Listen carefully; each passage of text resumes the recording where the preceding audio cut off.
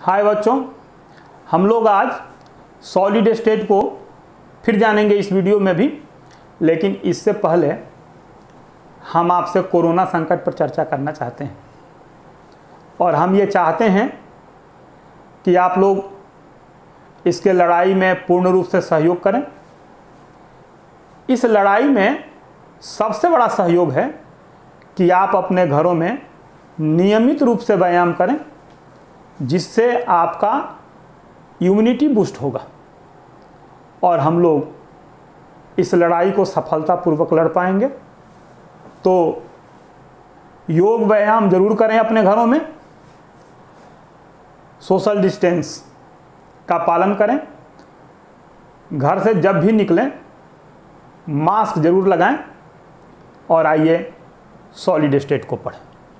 हम लोग solid state में जान रहे थे कि क्रिस्टल क्या है, क्रिस्टल क्या है, और इसके बाद हम लोगों ने जानने का प्रयास कर रहे थे, यूं कहें कि क्रिस्टल सिस्टम क्या है। क्रिस्टल में हम लोगों ने ये जाना था कि कोई ठोस जो क्रिस्टलाइन होता है वो जिस मौलिक संरचना के बार बार पुनरावृत्ति से बनता है उसको क्रिस्टल कहते हैं। और फिर हम लोगों ने उस क्रिस्टल के विभिन्न अभिलक्षणों को जाना था। हमने बताया था कि क्रिस्टल में फेस होता है, फलक जिसको कहते हैं, क्रिस्टल में एज होता है, कोर उसको कहते हैं, क्रिस्टल में एक क्रिस्टलीय अक्ष होता है और उसी अक्ष के समांतर वो जो अक्षीय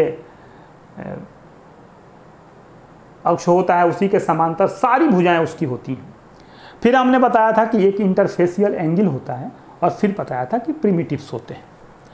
ये तमाम सारी बातें हमने बताई थी। फिर कहा था कि सारे फेस उसके जो 6 फेस होते हैं, ये सारे 6 के 6 फेस आपस में जुड़ करके एक फॉर्म, एक रूप बनाते हैं। और हम लोगों ने एक क्यूबिक यूनिट सेल बनाया था और उसी क्रिस्टल को हम लोग यूनिट सेल के नाम से जानते हैं। हम लोग क्रिस्टल सिस्टम के बारे में जानने का प्रयास करेंगे कि क्रिस्टल सिस्टम क्या है। तो क्रिस्टल सिस्टम जो है वो क्रिस्टल के वर्गीकरण करने की एक विधि है। और इस विधि में क्या होता है कि ये जो क्रिस्टल है, इसको ध्यान से हम लोग देखेंगे, ये क्रिस्टल है,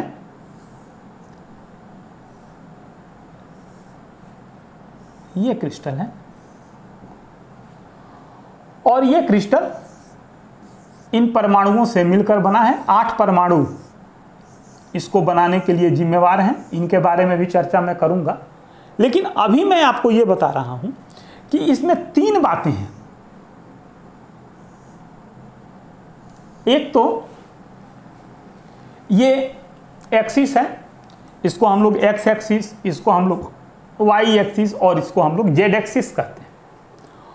और इसमें 3 एंगल बनते हैं जिसे हम लोग क्रमशः अल्फा, बीटा और गामा के नाम से जानते हैं। इसको हम लोग, ये 3 जो क्षेत्र मिलते हैं, इस क्षेत्र को हम लोग प्रिमिटिव्स या अक्षीय दूरियां कहते हैं।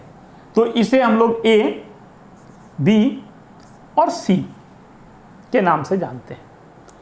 तो ये जो अक्षीय दूरियां हैं, ये अक्षीय दूरियां और इस जिसको हम लोग प्रिमिटिव्स कहते हैं, प्रिमिटिव्स, ये ए, बी एंड सी। और दूसरा जो एंगल्स हैं जिनको हम लोग इंटरफेसियल एंगल कहते हैं, interfacial angles, alpha, beta and gamma, ये मिल करके कुल 7 प्रकार के फंडामेंटल बेसिक प्रिमिटिव्स क्रिस्टल का निर्माण करते हैं जिससे लैटिस बने होते हैं 14 प्रकार के। इस बात को बताने वाला जो वैज्ञानिक था उसका नाम था ब्रेवेस।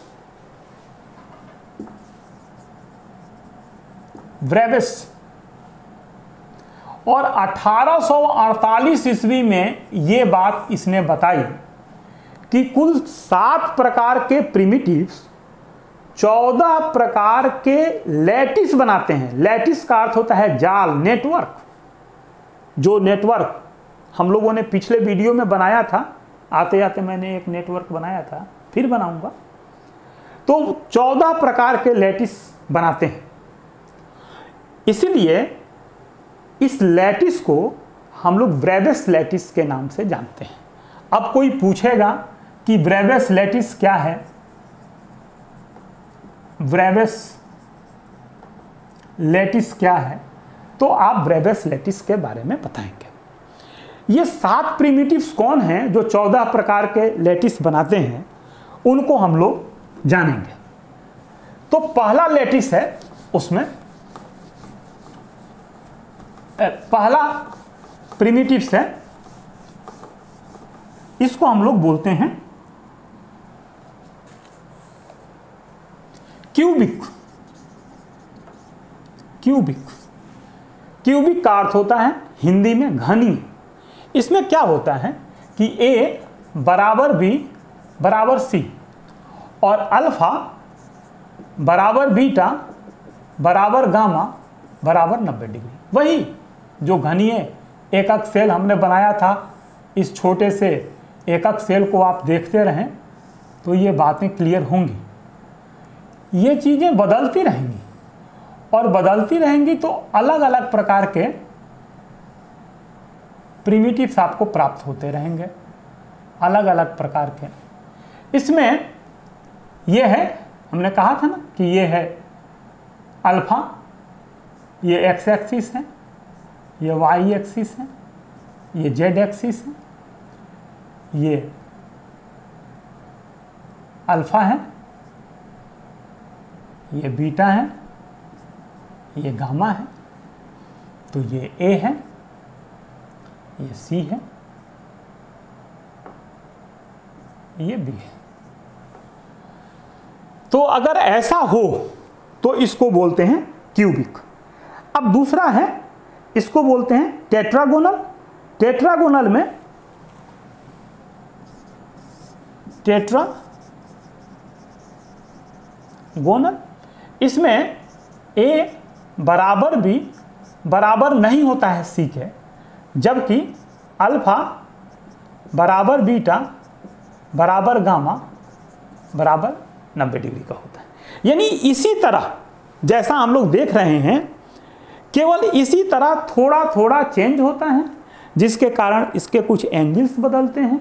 अगर एंगल्स नहीं बदलते हैं तो ये जो एरिया है वो एरिया बदलते हैं और इसके आधार पर भिन्न भिन्न प्रकार के प्रिमिटिव्स प्राप्त होते हैं। इसके बाद होता है ऑर्थोरोम्बिक। ऑर्थोरोम्बिक ऑर्थोरोम्बिक में क्या होता है कि ए, बी और सी ये तीनों में से कोई बराबर नहीं होते हैं, लेकिन अल्फा बीटा गामा, इसमें ए बराबर नहीं होता है, बी बराबर नहीं होता है सी, लेकिन अल्फा बराबर होता है बीटा बराबर होता है गामा बराबर 90 डिग्री। तो इसको बोलते हैं ऑर्थोरोम्बिक। ऑर्थोरोम्बिक के बाद होता है मोनोक्लिनिक।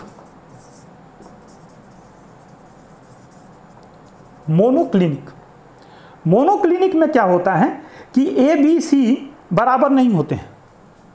ए बराबर नहीं है बी के, बी बराबर नहीं है सी के, लेकिन अल्फा बराबर है बीटा के, बराबर है 90 डिग्री।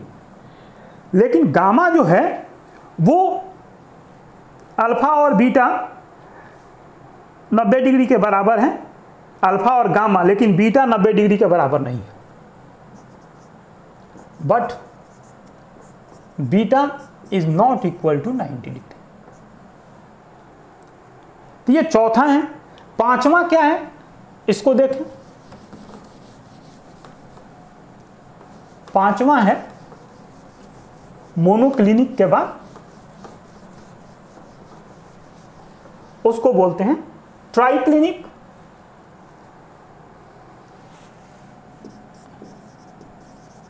ट्राइक्लिनिक, ट्राइक्लिनिक में क्या होता है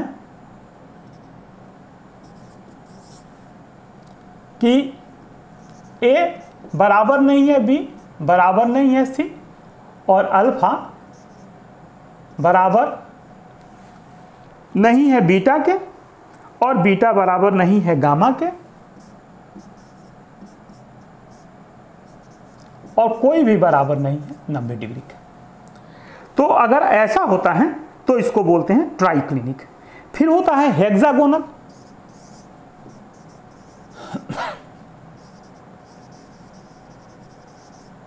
हेक्सागोनल ये अगला प्रिमिटिव्स है। इस हेक्सागोनल में ए बराबर बी के होता है लेकिन वो बराबर नहीं होता है सी के। ए बराबर बी के होता है लेकिन ये बराबर नहीं होता है सी के, यानी ए और बी दोनों बराबर होते हैं, सी उसके बराबर नहीं होता। अल्फा बीटा 90 डिग्री के होते हैं, अल्फा बराबर बीटा बराबर 90 डिग्री का होता है, और गामा जो होता है वो 120 डिग्री का होता है, 120 डिग्री का होता है। और सातवां प्रिमिटिव जो है उसको हम लोग बोलते हैं ट्राइगोनल। ट्राइगोनल, ट्राइगोनल में क्या होता है कि ए बी और सी तीनों बराबर होते हैं, पहले वाले जैसा, जैसा क्यूबिक था ए बी और सी तीनों बराबर था, वैसे ट्राइगोनल में भी ए बी और सी तीनों बराबर होते हैं, लेकिन अल्फा बीटा गामा भी तीनों बराबर होते हैं। अल्फा बराबर बीटा बराबर गामा तीनों बराबर होते हैं, लेकिन ये 90 डिग्री का नहीं होते, उसमें 90 डिग्री का था वो। ऐसा करके कुल 7 प्रकार के प्रिमिटिव्स हैं, यानी 7 प्रकार के फंडामेंटल यूनिट सेल हैं, और ये 7 प्रकार के फंडामेंटल यूनिट सेल कुल 14 प्रकार के लैटिस बनाते हैं। यानी जो पहला वाला है क्यूबिक, क्यूबिक 3 प्रकार का बनाता है, और उसके बाद जो दूसरा वाला है उसको टेट्रागोनल बोलते हैं, वो 2 प्रकार का बनाता है, और फिर जो तीसरा वाला है रोम्बिक वो 4 प्रकार का बनाता है, और जो चौथा वाला है वो 2 प्रकार का बनाता है, और जो हेक्सागोनल है वो 2 प्रकार का बनाता है, और शेष जो आखिरी वाला है वो 1 प्रकार का बनाता है, और जो ट्राइक्लिनिक है वो भी अकेला होता है। तो ऐसा करके कुल 14 प्रकार के लैटिस, 7 प्रकार के primitives means fundamental basic unit cell के द्वारा बनाए जाते हैं, जिनका अध्ययन हम लोगों को करना है। इसमें हम लोगों को पहले केवल जो पहला वाला लैटिस है ब्रेवियस लैटिस, जिसको हम लोग क्यूबिक कहते हैं, उसके बारे में जानना है। क्यूबिक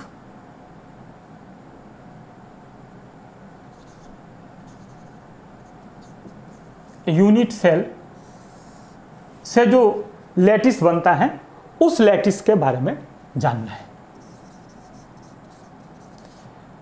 इस लैटिस के बारे में जब हम लोग जानेंगे तो हम लोग समझेंगे कि इससे कुल 3 प्रकार के लैटिस का निर्माण होता है। पहले को हम लोग बोलते हैं सिंपल,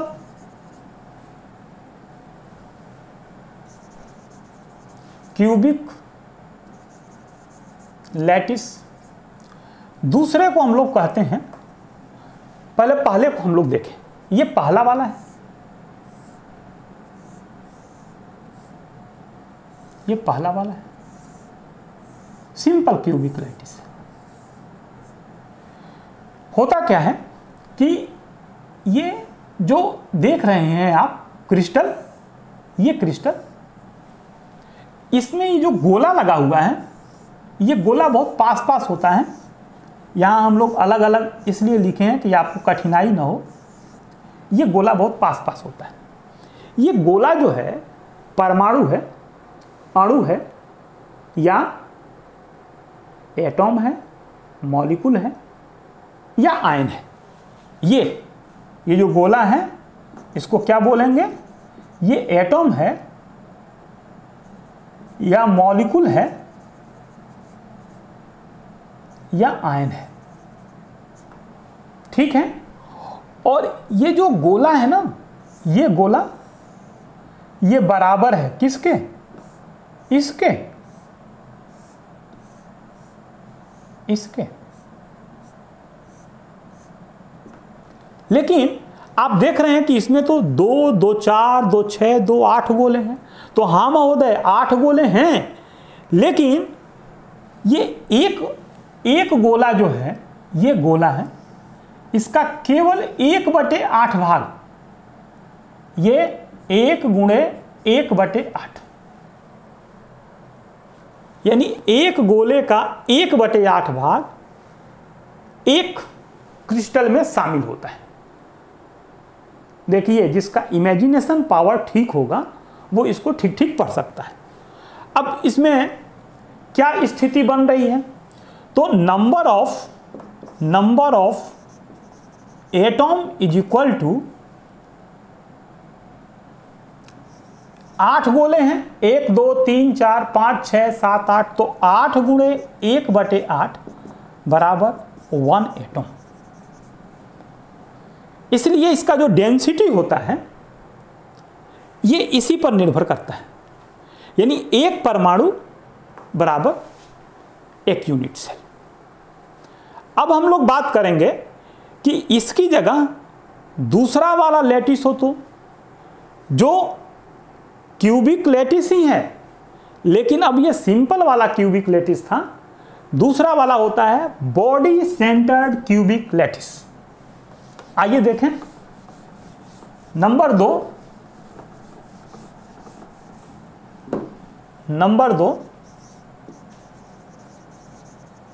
बॉडी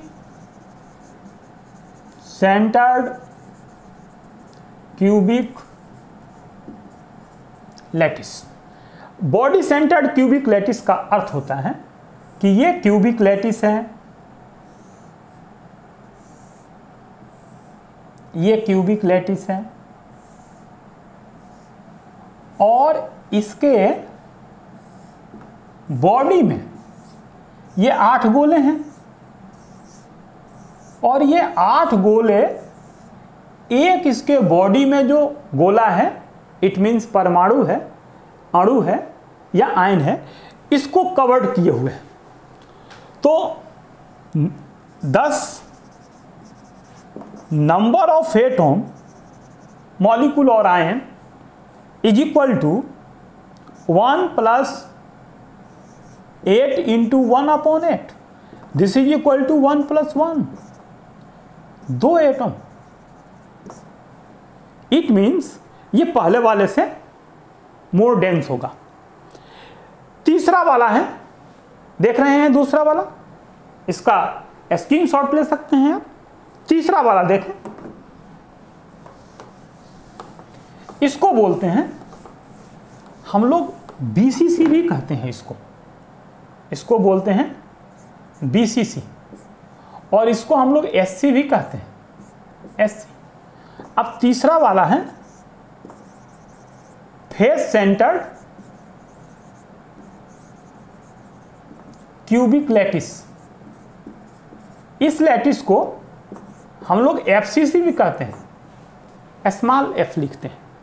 इसमें क्या होता है कि इसमें भी वही यूनिट सेल है,